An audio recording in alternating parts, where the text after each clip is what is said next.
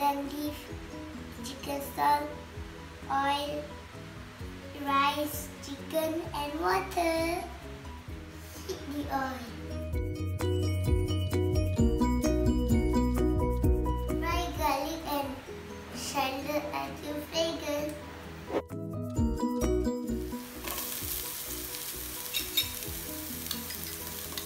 Once fragrant, add in the rice.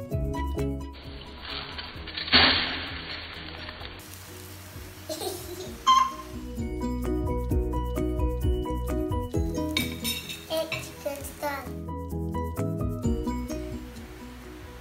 Once the rice is dry, add water. Add ginger.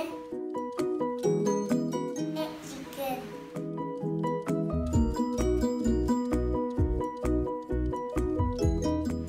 Add pandan leaf. Select rice. Press start.